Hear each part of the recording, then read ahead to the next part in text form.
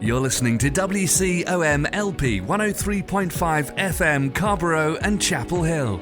It's a Tuesday, it's 5 o'clock, and that only means one thing. It's time for another round of Snarky Faith with your host, Stuart Deloney. This is a space where we irreverently wrestle through life, culture, and spirituality, all with our heads in the clouds, our tongues in our cheeks, our hearts in our sleeves, and our feet on the ground. At Snarky Faith, the questions or even the answers are never the point. It's all about the conversation. So here's your host, Stuart Deloney. Well, good afternoon and welcome to another round of Snarky Faith Radio. I'm your host, Stuart Deloney. So welcome again, another week where we can actually get our feet dirty in the snark of faith and news and politics and all of the craziness that tends to happen on a weekly basis here. So welcome here. Welcome. I hope your Tuesday is going well, or whenever you're listening to us, if you're listening to us over podcasts, I hope insert whatever day that you're in is going well.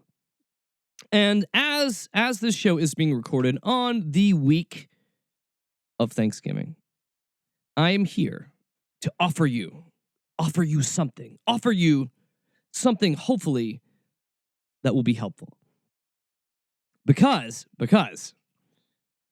I know for many of you out there, Thanksgiving is going to feel like stepping into unfriendly, hostile territory, right? You're going behind enemy lines in many areas in order to have Thanksgiving. Like, you are going to be crying out, build a wall of mashed potatoes and gravy.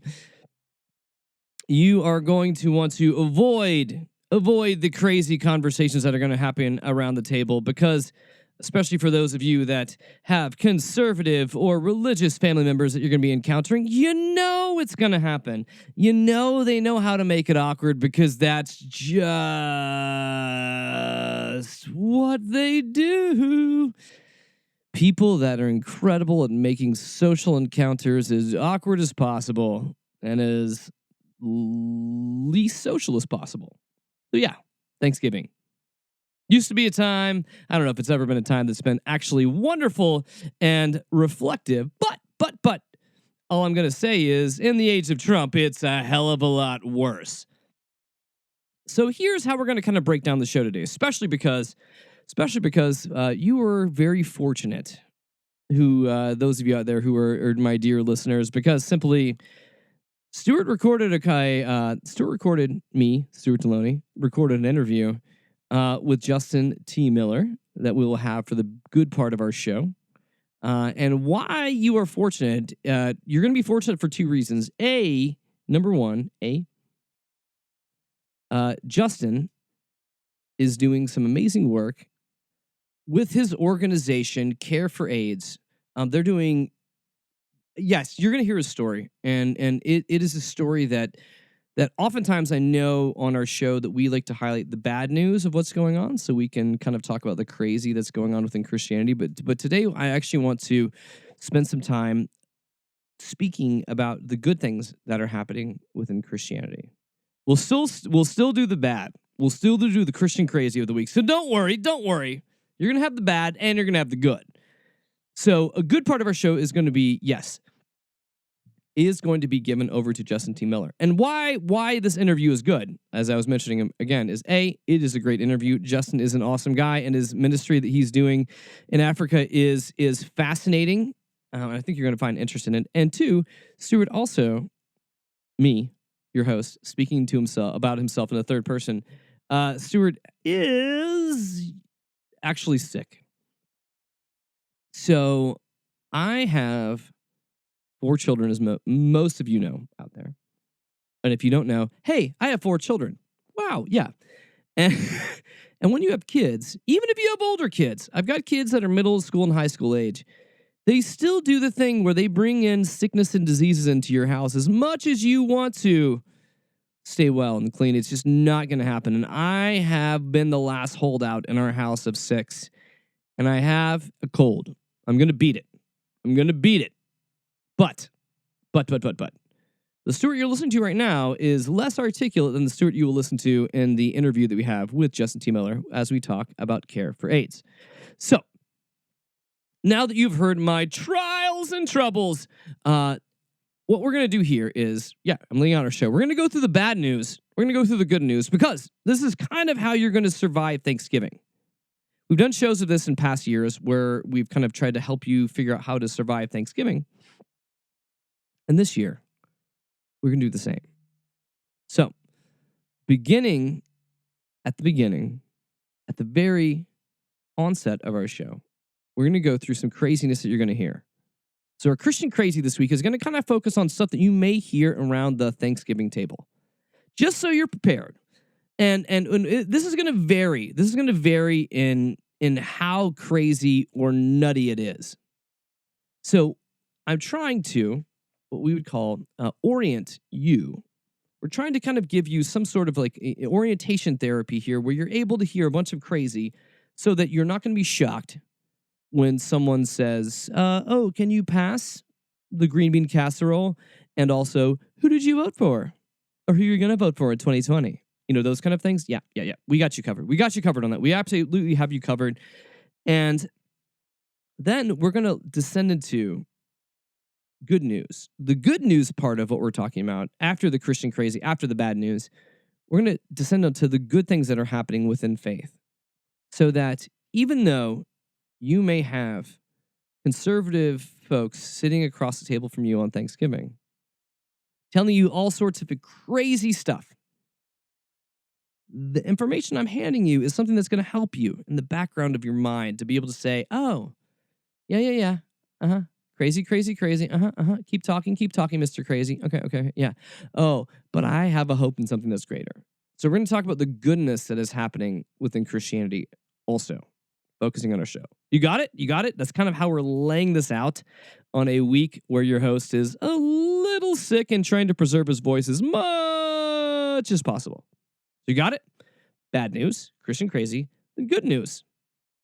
I think that's pretty easy. Even on a week where a lot of you guys are not going to be working, I think it's a pretty easy concept to grab. So, without further ado, let's hop into the bad. Let's go ahead and rip that Band-Aid off with the Christian Crazy of the week. Here we go. Lord have mercy. The Lord is my shepherd. He know what I want. So, sitting at your Thanksgiving table, I'm going to try to give you like a smattering of crazy Christian folks that you may be finding yourself looking there eye to eye, toe to toe across the table or asking to pass the gravy. So the first one is the most obvious one. It's the most annoying one. It's the conspiracy theory. It's the conspiracy theory hound that thinks that they have read this on social media and have figured out something that's going to crack the code and everyone's going to think it's amazing and awesome and it's going to blow your mind, and it won't because you know it's effing insane. Yeah, that kind of person? Well, guess what? We've got an example of that right here with Mark Taylor, who is known as the firefighter prophet. Not really exactly sure why, because I think he kind of likes making fires. Because Mark here is explaining to us really how we need to look at Jimmy Carter, the President Jimmy Carter's new fall. Jimmy Carter, they said he fell. Well, he had a black eye. Well, we all know what the black eye means. You know what I mean? Well, do share that with those that might not know what that means. So yes, Mark Taylor, what does a black eye from falling down mean? Is there a sign involved besides the fact that Jimmy Carter's old and he fell down?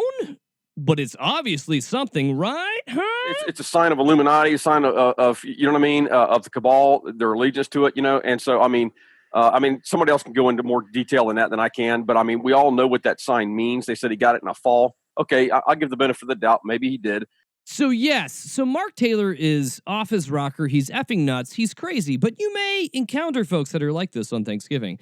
And the best way to be able to handle this is not really to ask questions. It's just to go, oh, wow. And leave it at that. Try to get out. I mean, think about this. You were essentially just trying to get out as fast as possible because with these kind of folks, there ain't nothing. There's nothing that you're going to do to get out of this scenario. So really just kind of like, oh, spill your drink. Oh, no, I need to leave right now. Yeah. If you get cornered by them, that is an emergency scenario. Make up whatever you need to do to get out of there. Those are the crazy conspiracy folks you may encounter. But there's others that you may encounter too, like Sam Rohrer, who's worried about the election. Jim, I think really what's at stake is, it depends how you look at it. One, it could really, in fact, be will religious freedom, will civil freedom as we have come to enjoy it in this nation, will that look like it does now? Will that remain? And then, but I'm going to go underneath of that even further, because I'm going to say, will God's blessing that has been on this nation, will it turn to final judgment upon this nation for what we have been doing? And it's my concern, Jim, that if we prayed for what we actually deserved, we wouldn't be sitting here right now. I am praying for the mercy of God upon this nation, but it's got to be led by God's people. So you've got conspiracy theorists. You've got folks that are also going to be peddling end times fear-mongering of the end times where, oh no, it's going to get worse and scripture proves it. Yeah, you're going to have those folks, but you're also going to have these because it doesn't get crazier than Jim Bakker. And I do this not simply just because mockery of Jim Bakker is always warranted. It's always delightful. It's always welcome. Yeah, you can't mock Jim Bakker enough. There's really no limit to it. But Jim Bakker, why Jim Bakker is special in our Christian crazy is the fact that Jim Bakker is all of insanity Christianity, it's kind of like stuffed into one. He's kind of like the turducken of craziness. You've got chicken, you've got turkey, you've got duck, and you've got all squished together. Jim is here to help you. So if you're willing to get ready for the crazy, you need to be able to listen to a little bit of Jim. Let's just go ahead and turn the dial. Let's just turn in and listen to Jim's good thoughts of the day.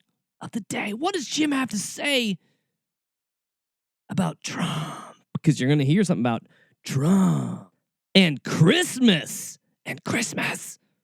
You need this. It hurts. It hurts me to give this to you, but it's good for you. You need to hear it now, so you're not surprised later. I'm afraid if things keep going the other direction, even Christmas will be outlawed. They tried to outlaw it already. You'd know that. Nope. In fact, the stores for a couple of years ago weren't allowed to say Merry Christmas. Did you know that? That's not right. true. I'm serious. Here in Branson. That's right. One of the greeters at one of the big stores here, she said, can't say Merry Christmas anymore. It's against the law. But then they changed it. But we complained, and the people watch our show called and contacted their stores, and other people got in on the bandwagon, and it turned around, and we can say Merry Christmas. That's good. That's good. That's good.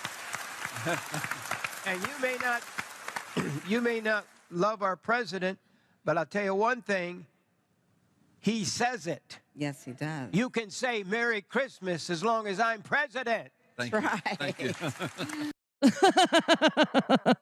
Oh. Now, for those of you that may have not been fully desensitized towards the insanity that you may have, that is going to sit across from you at the Thanksgiving Day dinner table, I'm going to give you some pure, unadulterated insanity. This is Jim Bakker turning up the fire hose to 11 and just totally just irradiating you with insanity. Here you go. If you can handle this, you can handle everything. I believe in you. Those who hate the cross, they hate Trump. And there is a spirit of Antichrist in the world right now. Do you not sense that spirit? I think it's so critical that people really understand why the hatred. Why is this? It's not normal. Well, it's because they've been working for 100 years to get to their one world governmental system. And all of a sudden, this guy by the name of Trump comes along, and he starts campaigning against their globalistic system. Oh, my. And the first thing he did was pull us out of the Paris Climate Change Accord, Yeah. which was... Yeah. And that was their plan for world government because climate is international. The air doesn't stop at the border. The water doesn't stop at the border. So you have to have international law to control climate. Well, they plan to have international law that would control every nation, and they actually have put together a plan to be completed by 2030, which all the nations signed on to, that we're going to go together. We're going to give everybody a global ID by 2030. I mean, they've got this thing all planned out. Well, when Trump comes along and upsets their apple cart, he pulled out of the Trans-Pacific Partnership. That's even Republicans have not been hated like this guy, but it's because he was against their one world government, and this hatred is deeper than human. It's satanic. Yes. I mean, it is so satanic because Satan hates it that Trump is messing up his plan. That's right. Yes. Yes. That's what's really Now, after going all on. that insanity, let's get to something a little more helpful. Now, I know that we like to poke fun and be snarky at the craziness or the insanity within Christianity. But what I want to highlight this week, as I mentioned earlier, is the good things that are happening. Like, where are those glimmers of hope? Where do we see God moving? Where do we see people doing goodness in the name of Jesus? And oftentimes it's really hard to find because, of course, we live in America and Christianity is synonymous with insanity right now. And we're going to get to our interview with Justin T. Miller, one of the co-founders of Care for AIDS, who actually has a new book out called Beyond Blood. And we are also doing this because in the next couple days, we're going to have December 1st. And December 1st is World AIDS Day. And ever since 1988, December 1st has been International World AIDS Day. It's been dedicated to raising awareness about AIDS. And also remembering those that have died from it. So we are going to be kind of recognizing that and talking to Justin about the work that they are doing in Eastern Africa. Before we get to that, I actually want to talk through something that's actually happening on our own shores. And this comes from an article called Yes in God's Backyard, to use the church land for affordable housing. This comes from a religion news service, religionnews.com. And it's from Alejandra Molina. And this is something that I found very, very interesting because the city that I live within, whether you're listening to us locally or beyond, I live in the city of Chapel Hill, North Carolina, and affordable housing is always a big piece of conversation. And oftentimes, the church can be very, I'm going to be nice today, can be very inward thinking, and on worst days, incredibly selfish when the church thinks about its own preservation versus the needs of the community. But this article is something that I find that is really, really interesting and cool that is happening in California. And let me go ahead and quote from this article. Faith congregations across California are responding to the state's housing crisis by sharing their parking lots with people living in their cars, providing mobile showers for the homeless, and joining their neighbors in calling for rent control in their communities. So that's also good that's happening. But the article continues saying, but another form of housing advocacy has been taking place amongst spaces of faith. So there is a number of churches that are out there that are trying to figure out how to be able to use their own church property to be able to bless people. And it's a movement that is being referred to as YIGBY, or Yes in God's Backyard. And that acronym is in response to a Another acronym that was floating, the NIMBY, the not in my backyard, term that was used to describe community pushbacks that are against affordable housing in similar areas. Now, what is beginning to happen in these churches in California, they are responding to the great need that is happening in California with the homeless. Whereas the cost of housing goes up. And in California, it is ridiculous. But also, we see this on the East Coast in Chapel Hill as well, where it is ridiculously expensive to live in these communities. And the article continues saying this. About 4 years ago, Claremont Lutheran Church members in San Diego decided they needed to do something about the housing crisis affecting their community. The church was part of an interfaith shelter network in which congregants open their spaces for a certain length of time to house families in crisis. There's churches I know that are in the Raleigh-Durham area where we live here that also do that.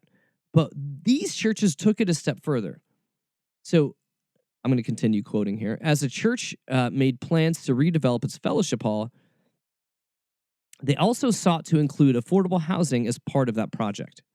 So the church proposed building a number of affordable housing apartments on part of their existing parking lots. Now, in many ways, you've heard me rage against the fact that the church in America has become more concerned with itself than it has been with the community around it. The church exists in many ways to be able to continue to fund itself, and that ends up being a big problem. What we're seeing happen here in California is that leaders are seeing their faith, and they're also seeing an issue in their community, and they're also saying, hey, how can our churches help this? And they're beginning to think about the church property in a different way, especially in regards to affordable housing for the homeless, which to me feels like something that is a breath of fresh air, And also, like in Northern California, other churches this is catching on. St. Paul's Episcopal Church in Walnut Creek is going to open affordable housing complex in December or January this year, where they are also using spaces on their property to build and create housing for those that need them.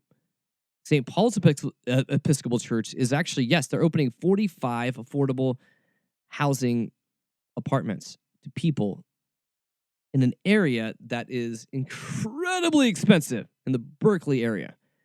And I find the fact that the church in certain small areas are using its imagination and its resources to be able to answer the cry for those who are hurting and marginalized and in need. And as you're going to hear in my interview that I'm going to have too with Justin T. Miller, I feel like nowadays, in many places, not everywhere, but especially when we talk about in the American spaces, the American church has forgotten its first goal. And that's the problem. And we've talked about this, and ad nauseum on this show. But that the church has forgotten why it exists in America in many ways. And it's forgotten that it exists to be able to bless the people in the community around it. Not just the congregants, the community. And what we've seen that's happening in California with affordable housing, and what we're going to see when we talk about with Justin Miller here, I firmly believe, for the church to continue to be relevant today in our modern culture, we are going to have to continue to be innovative. We're going to have to continue to be sacrificial. We're going to have to continue to dream big to be able to answer the problems that we're dealing with in the world today. Because in America, we have a growing issue with income inequality, where the rich are getting richer and the poor are getting poorer, that we're going to have to rectify. We're going to have to deal with this. We also have issues with climate change that are going to continue to cause more and more problems in the world at large today. But the place that gives me the most hope is here, where the church is using its imagination to answer the questions of the day. This is where the church matters the most. And this is where God is moving the most in the church. It's where the church has answers tangible, non-judgmental, non-a-hole answers to the problems of today. The church is able to say, we are willing to go here and we are willing to help you because we see a problem, we see a need, and we believe Jesus would go there. And I feel like that story is a great setup to be able to talk about Justin Miller and his missions work that they have done in Kenya and beyond to be able to deal with the crisis that continues with AIDS. So let's go ahead and hop in with that interview. Here we go. Well, I've got the pleasure today of sitting down here with Justin Miller. Justin Miller is one of the co-creators of Care for AIDS. And so Justin's going to be here to talk with us about his organization, his journey, where he's been, and also his new book that is out. It just came out in October, Beyond Blood, Hope in Humanity and the Forgotten Fight for AIDS. Justin, welcome. Welcome to the show. Thanks, Stuart. I'm great. I'm glad to be here. Grateful. So what we're hoping today, too, Justin, is I want you just to kind of educate us and walk us a little bit through your story because I really want to know this. Like, how does a guy from Fayetteville, Georgia, end up like co-founding an organization combating AIDS in East Africa? Because that's not a typical like point from A to B kind of a line there too. So yeah, tell us about your journey to East Africa. Yeah, that's a very mysterious part of my journey and unexpected.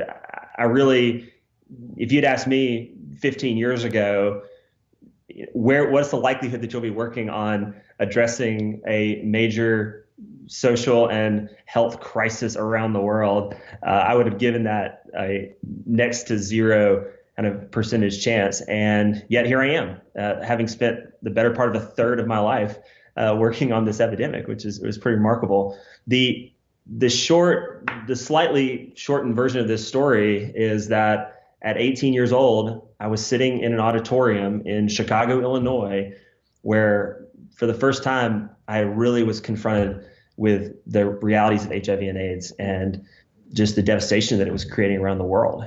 And in that context, I heard the statistic that only 6% of the church felt that it was incumbent upon them to do anything about HIV and AIDS. And it was actually Bono who was sharing that statistic. And he said, when I heard that, I realized why I never liked the church. And I was very saddened by that and personally convicted that I was in that 94% that didn't know or care about what was happening with HIV and AIDS around the world. And that set me on this journey to learn more. Started off just talking to people, researching organizations, and it ultimately led me to Kenya 9 months later to do a documentary about HIV and AIDS.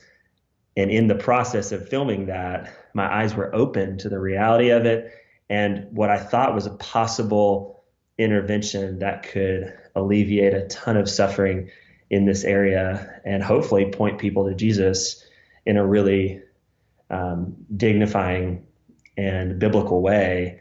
And so I ended up teaming up with two Kenyan pastors, and they're my co-founders and co-authors of the book, to found this organization, Care for AIDS. And that was how we started on this journey. And here we are now 12 years into this Care for AIDS experiment, and we've seen so much impact and transformation and continue to just try to steward that and continue to grow. So yeah, let's go ahead and talk about this. Let's talk about Care for AIDS. Like give us a picture of what kind of scope you guys have on the ground there. What kind of work are you doing? Because I think it's beautiful work that you guys are accomplishing. Well, thank you. I think my co-founders and I, we thought about a day, well, maybe we could be impacting 5 communities where HIV/AIDS was a really big issue. And today we're in 63 different communities across East Africa. These are both urban and rural communities that have been selected because the amounts of material poverty and the incident rate of HIV is really, really high. And we've identified these communities. We have local staff in those communities that are implementing our programs and providing services to those who are the most vulnerable. And so we have over 180 full-time staff who are Kenyan, Tanzanian, or Ugandan who are doing the work. And our small team of 8 back here in the U.S. is just helping to resource what's happening on the ground there. Mm, mm. And how have you seen things change over like the last 10, 15 years since you guys have been there? Yeah. How have you seen things on the ground change? Do you see the situation on the ground trending more positive than when you guys were first starting to do your work there? Absolutely. But let me share a little bit of a macro picture here, and then I'll kind of talk about a little bit in the Care for AIDS context. At a global level, I'm optimistic that the trajectory of HIV and AIDS is going in a very positive direction. That doesn't mean there aren't concerns about the future of this epidemic. And people say we're kind of at a tipping point where there's still almost 2 million new infections every year. About half of those are in the sub-Saharan African region. And although we've seen more people get access to medication, more people be tested, transmission from mother to child decrease, we're still not seeing us advance to complete closure or eradication of this disease as quick as people hoped or thought. And as the public will to continue to support this after over 30 years in a very kind of fatigued state that we're in, people are worried that as our commitment wanes to the epidemic, we might see a resurgence in the future. I would say, let me speak just for Kenya for a second. We've been there the longest. We've seen the biggest transformation. We are one of many players. We don't want to, project this was all because of Care for AIDS, but we have been a part of this community of people working in this space where over the past 12 years, we have personally seen 17,000 people that have completed our program, and they represent about 52,000 children who would have been at very high risk of becoming orphans had there not been an intervention in their parents' life. Those people have then gone out and they've become ambassadors for HIV, people getting tested and treated. And so we have sent out an army of volunteers into these communities to help reshape perceptions and fight against stigma in these communities and encourage people to get tested. I'd say the biggest thing that I've seen, even in the midst of, we are seeing some declining numbers in new infections, which is great. The biggest thing for me is I do think the church in the past decade has awoken to their role that they're supposed to play in addressing this crisis. And that's not just in the 63 churches that we partner with, but we have a waiting list of churches who said we want to have this kind of program in our church because we realize that's part of our mission and mandate as a church is to do this. And so I'm encouraged that 12 years ago, we probably couldn't find 5 churches that wanted to invite people with HIV into their church for a number of reasons. And now we've seen the tide of that shift towards a church that's more open and accepting of this population. That is beautiful. One of the things I loved how your organization works is that in many ways you're empowering churches to become caregivers. You're really just kind of changing, not really changing. I feel like it's reminding the church of what their job is meant to be to begin with. Because I feel like, too often the church ends up being about the production on Sunday morning, and then the lights go down and the show's over until next week.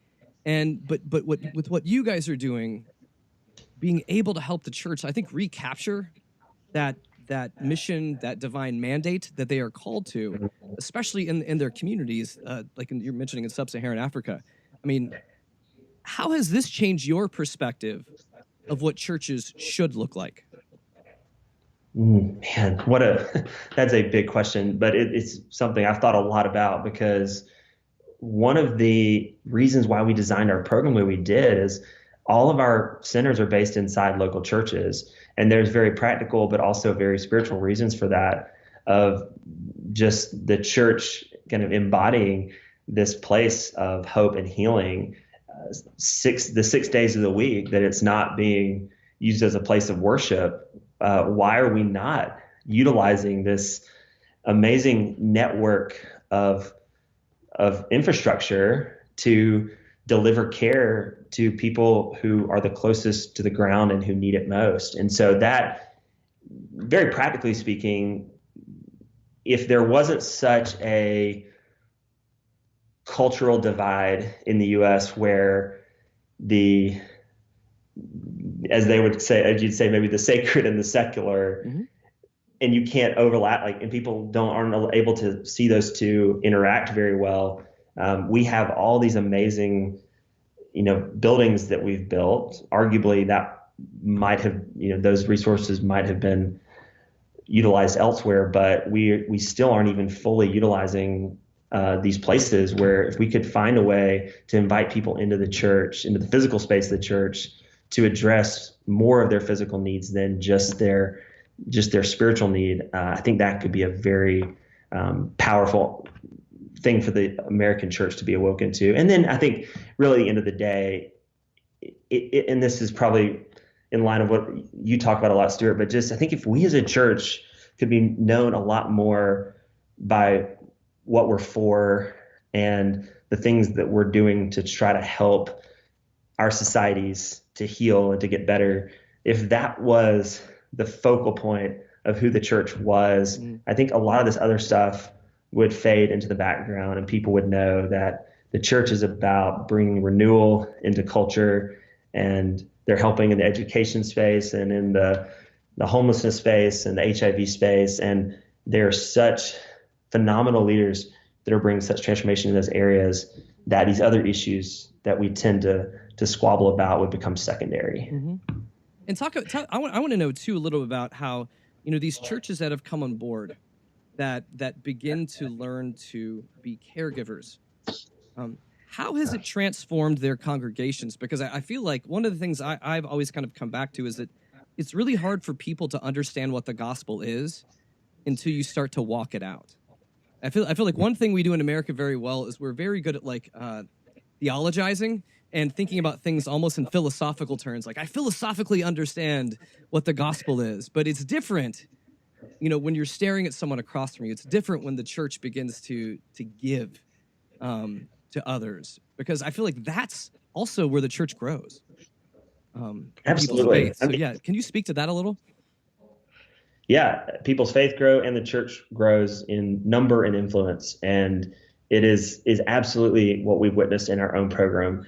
The churches that have a Care for AIDS center in them, they become this, that becomes a very winsome apologetic, if you will, to the community of this is the gospel. People who are hurting, who are sick, who are lost, we are embracing them. We are not bringing them in under any kind of pretense of any kind of spiritual agenda. We're just here to serve you, to meet your needs. And as you want to know more, we will share with you the reason for the hope that we have in Christ. And when people see the church standing up for an issue like that, when you see them taking in the people that the community would consider to be untouchable, when you see those people begin to get restored and healed physically, spiritually, emotionally, socially, economically, all of that, the church becomes a place that once again is attractive to the community, and people can come back in and explore faith in a way that they had kind of dismissed before, because they saw the church as a very just powerless institution, oftentimes corrupt, to really create any kind of meaningful change. And so I think it's really just redeeming a lot of the way that people see the church. And as members of the church get involved by running programs to serve our clients, or do, members of the churches are taking ownership, say, I'm going to help sponsor a child of a kid in the Care for AIDS program to go to school. The church takes ownership of the program. Mm-hmm. It just brings the church back to life. And a lot of these churches have really lost that vibrancy because of the conditions that they're in. And it's really just stolen a lot of the life out of the church. Mm. It is a beautiful thing for communities too. I think it's transformational when you're able to be that version of Jesus to folks that have been marginalized, for folks that have lost hope, that have lost dignity. They've lost all those common things, and it's a huge thing to be able to offer people back their dignity and offer them hope and offer them a way out of where they're at. And it's transformational for the person that you're giving care to, but also to the person giving it. because it is a beautiful, it's kind of a beautiful symbiotic relationship that moves forward. Yeah, I couldn't agree more. I think the book, if I had to summarize the book in a theme that would kind of capture the message that we were hoping to communicate, it would be this idea of redemptive relationships. And that's a term that I've just used to talk about what is it like when we choose to enter into difficult relationships, hard relationships that require both parties to sacrifice in some way for the mutual benefit and restoration of the other party. And, when I started this with Cornell and Duncan, there had to be a part of myself that felt, well, I'm the American, I'm here to help. And this is what I can offer you. And then you quickly realize, as I have over the past decade, that I have benefited far more than I could have ever hoped to impart onto my co-founders. And the same goes for our partnerships with churches and our relationships with our clients, who just every day just blow us away with their perspectives on faith and community and work and things that continue to challenge us. So anytime I think we can cross over these lines that are drawn and move into relationship with people that might require us to sacrifice something, give up something, that ultimately we end up being really surprised by the blessing that we receive on the other side of that. So I think that's a huge theme of the book, and a little bit what we're talking about now. Yeah, it is. And so you hinted about this earlier. And I want to just dig a little deeper with this. Yeah. And you're mentioning about redemptive relationships and kind of laying that parallel with the American church and where we're at today. And from what you have seen from the churches on the ground in East Africa and how they have been engaging in redemptive relationships, I'm not specifically talking about this from a perspective of mission, like missions. I'm talking of it for like how the churches in America exist in their own communities. What is something that we can learn for how we embrace and how we can have those redemptive relationships in our own communities here?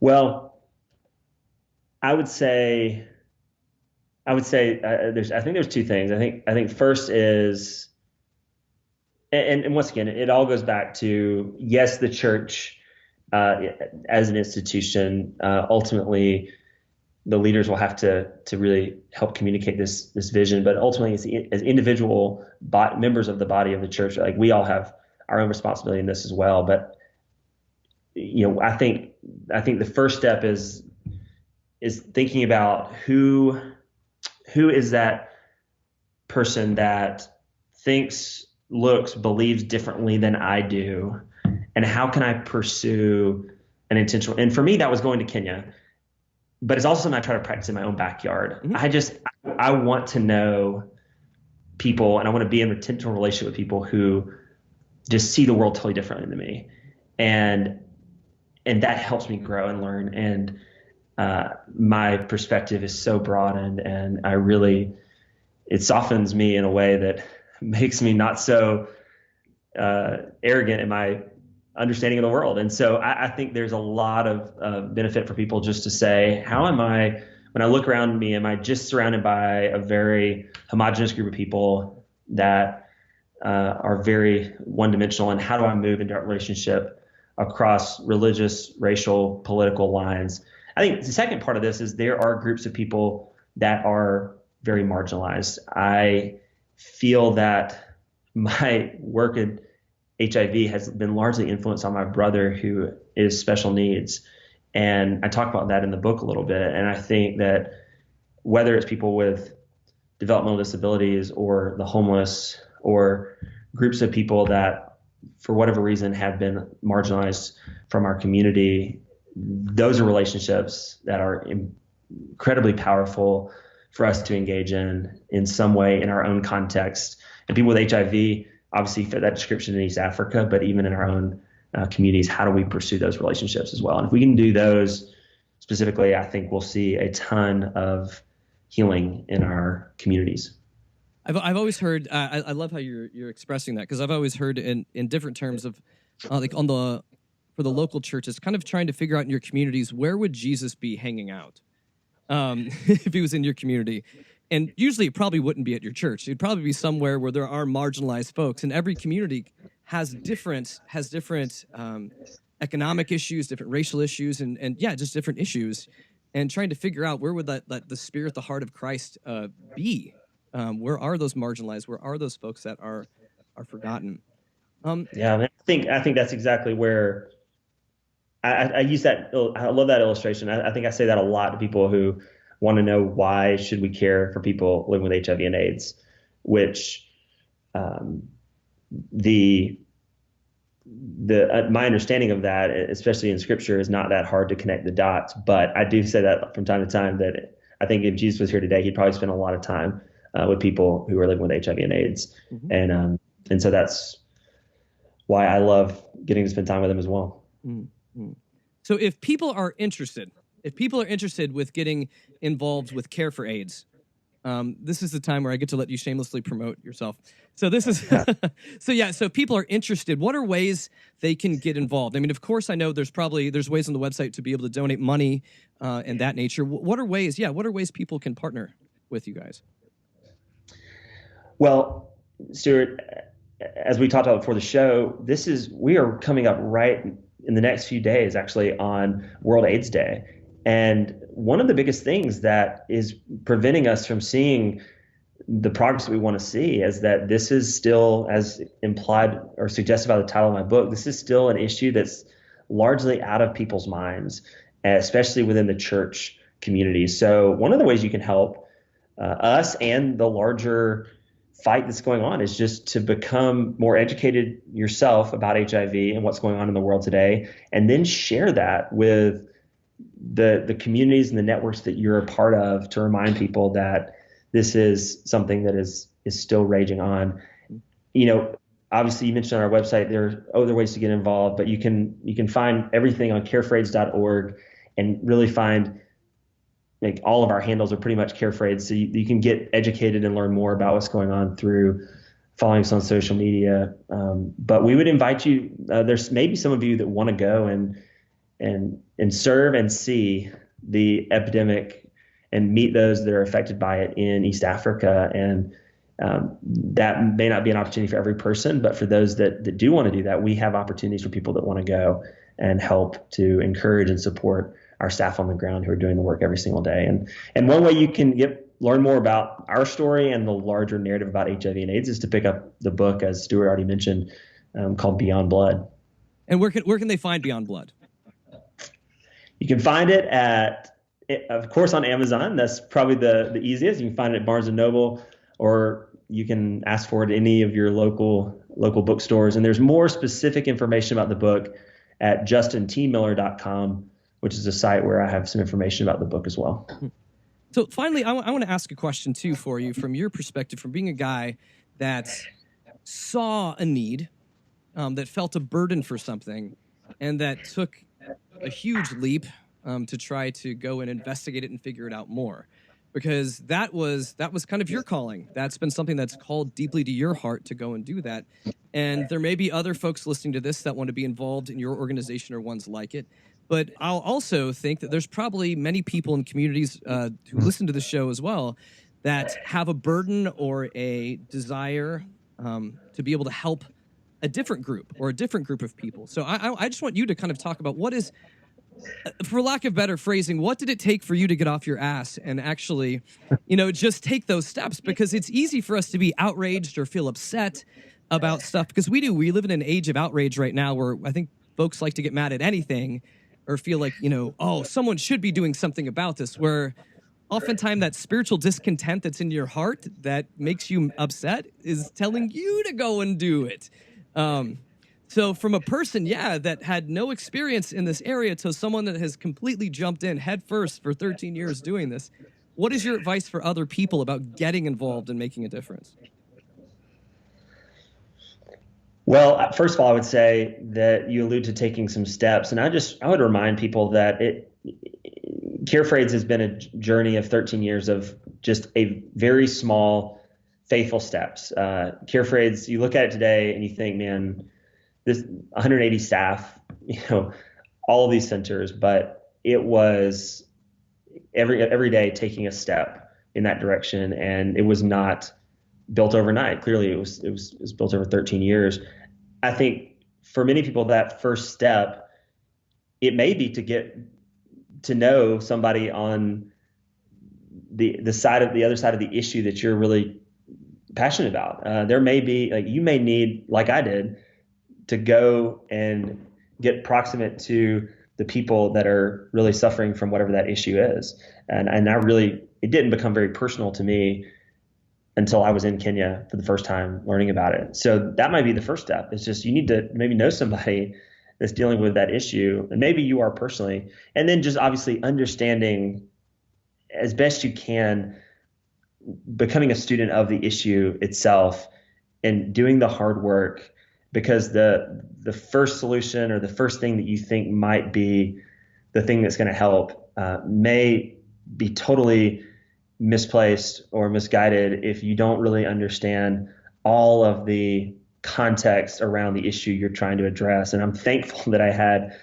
local Kenyan partners to help me navigate this, because the HIV epidemic is very complex with a lot of, and so we don't want to obviously put forward, we're going to try things sometimes that are going to fail, but the more we can understand the people and the context that are affected by that issue, then we'll be able to build better solutions. And sometimes that is the solution is for you to start an organization. But I will say honestly that I looked really hard for an organization that I could join with and partner with before I created something, in fear that I didn't create something that was going to be just redundant with somebody else who was doing that work. So maybe you need to start something. That was my calling. And maybe you need to join somebody that's already doing something to help address that issue, because we do have a fair amount of redundancy in the nonprofit space where like organizations are competing for the same set of resources. That's a good word. That is a good word for that too. I think to be able to be willing to partner, to be willing to listen, and to be willing to go and be in a place, like you're mentioning, of humility, where you are just saying, educate me. I have this burden, but teach me, especially to those that are on the ground who know it in a different way. Well, Justin, thank you so much for your time today. And for anyone that's looking to be able to find Justin, I'm going to throw out all this stuff again. The book, Beyond Blood, Hope and Humanity in the Forgotten Fight Against AIDS, by Justin Miller. Also the website, careforaids.org. And was it justintmiller.com? Is it .com? It is justintmiller.com. Yes. All right. So Justin, yeah, again, thank you so much for the work that you're doing, and also just hanging out with us for a little bit this afternoon today too. So thank you, Justin. My pleasure. Thanks, Stuart. So much thanks to Justin for being on the show today, and just wanting to remind you all that as we spend this introspective time of Thanksgiving, it is a time for us to begin to look within. And I know that it's often a very difficult time because we're living in a nation where we are very polarized and families are not really on the same page, where we're viewing the world in a different way. So as I like to send you out at the end of our shows, I kind of want to send this one out. And this is an old Scottish blessing. And it goes like this: if there is righteousness in the heart, there will be beauty in the character. And if there is beauty in the character, there will be harmony in the home. And if there is harmony in the home, there will be order in the nation. And if there is order in the nation, there will be peace in the world. So let it be. And I hope that for all of us, that we can be a people that move towards being able to have harmony in the home, order in the nation, and peace in the world. So I do want to say, let it be. Let it be. Let it be for all of us. And as you travel this week, or as you listen to this show and you have already traveled, I want to send you out with the holiest amount of grace and snark and peace.